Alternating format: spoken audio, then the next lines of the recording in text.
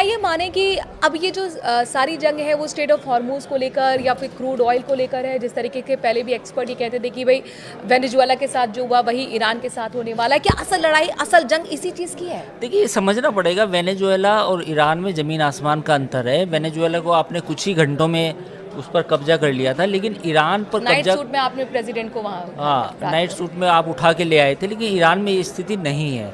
Iran के पास 10 से 12 लाख की पैदल आर्मी है, यानी कि 12 लाख लोग उसके IRGC के हैं। तो अगर आप बूट्स ऑन द ग्राउंड भी करेंगे, अगर आप अपने सैनिकों को, US मरीन्स को आप ईरान के अंदर दाखिल भी करेंगे, एम्फीबियस मोड से भी जाएंगे, तो भी वहाँ 10 से 12 लाख जो IRGC के जो सैनिक हैं, जो सोल्जर्स हैं, आपको उनसे सामना करना पड़ेगा।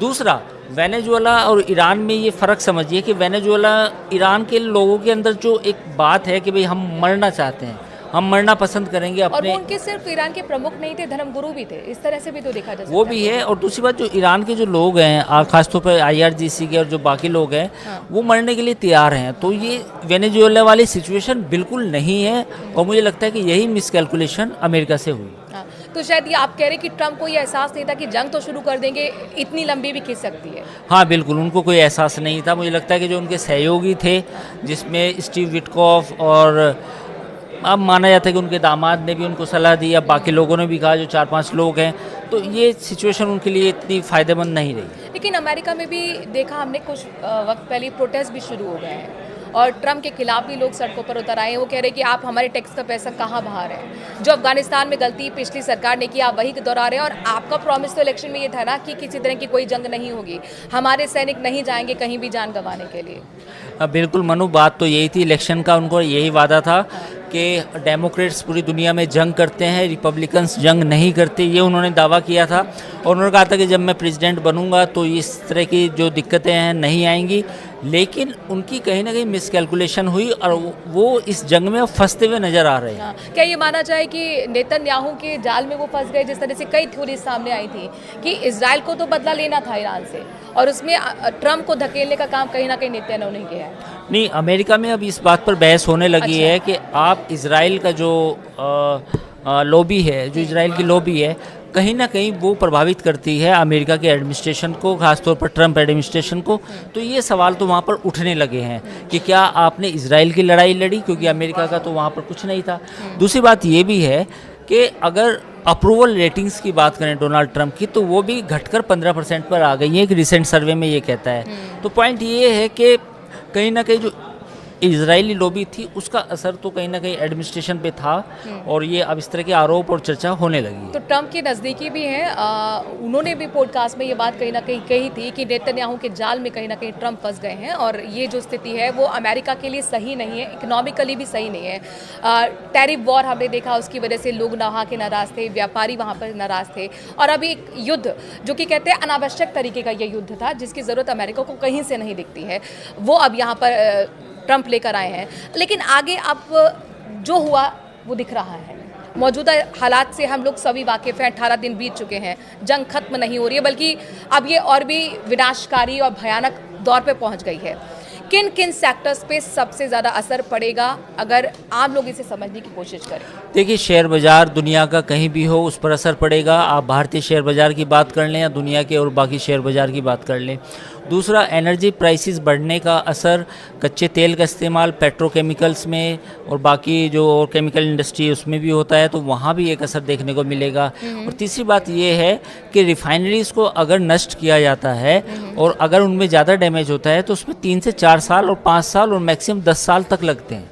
तो ये जो इंडस्ट्री इंस्टॉलेशंस है जहाँ पर अटैक हो रहे हैं एक दूसरे के, इनको वापस खड़ा करना उतना शॉर्ट टर्म इफेक्ट नहीं है, लॉन्ग टर्म इफेक्ट, ये लॉन्ग टर्म इफेक्ट है। और आप ये चीज़ को वेरीफाई भी कर सकते हैं कि एक रिफाइनरी को खड़ा करने में कितना वक्त लगता है। एक रिफाइनरी में अगर माइनर डैमेज हो तो 1 से 2 साल लगते हैं, थोड़ा सा और उससे ज़्यादा डैमेज हो तो 5 साल लगते हैं, और अगर रिफाइनरी पूरी तरह बर्बाद कर दी जाए, चाहे वो LNG की हो या क्रूड की हो या ऑयल की हो, तो उसको 10 साल लगते हैं। तो ये चीज़ें इतनी आसान नहीं है जितनी आसान समझी जा रही है। चीज़ों को नष्ट करना बहुत आसान है, लोगों को ये समझना कि ईरान में अटैक हो रहा है, हमें कोई दिक्कत नहीं है, तो ऐसा नहीं है।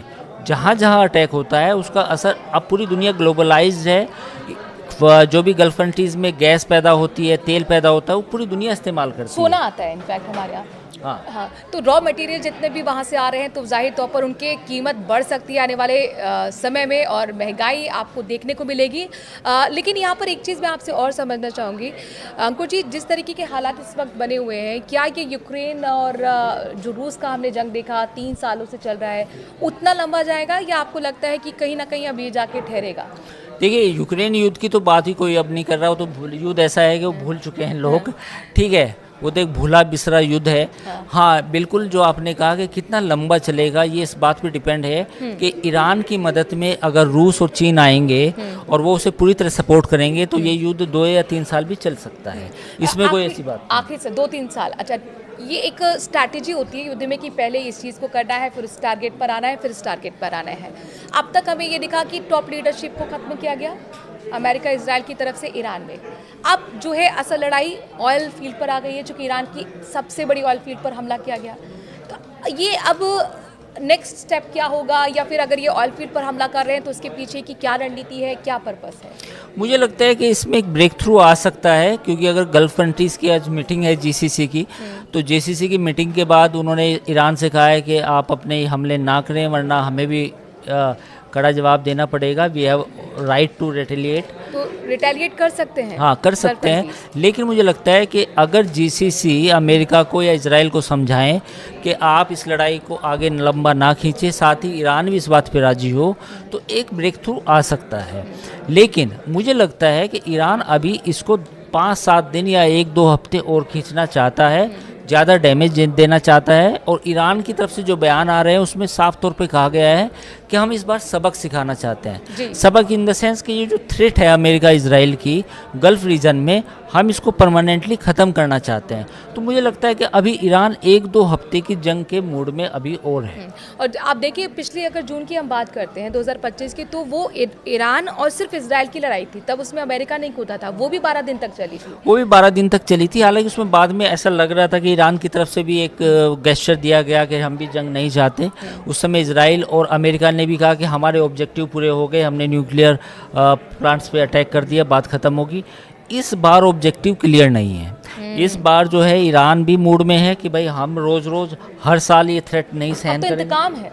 हाँ, और दूसरा क्या है कि इस बार जो उनके जो टॉप लीडरशिप है, जो खामनेई थे, आयतुल्ला खामनेई, उनकी मौत और फिर जो उनके बाद जो बाकी जो लीडर्स जो जिनकी मौत हुई है, तो मुझे लगता है कि ईरान में इस बार पिछले साल के मुकाबले ज़्यादा गुस्सा है। बहुत बहुत शुक्रिया अंकुर जी, इस युद्ध को हमें समझाने के लिए, डिकोड करने के लिए, और ये बताने के लिए कि आखिरकार ये युद्ध कब तक चलेगा, इसका असर आप पर, हम पर क्या होने वाला है। भले हम इस जंग में शामिल ना हो, लेकिन आप लोग इस युद्ध को किस तरीके से देखते हैं, कमेंट के जरिए अपनी राय ज़रूर रखिए। नमस्कार।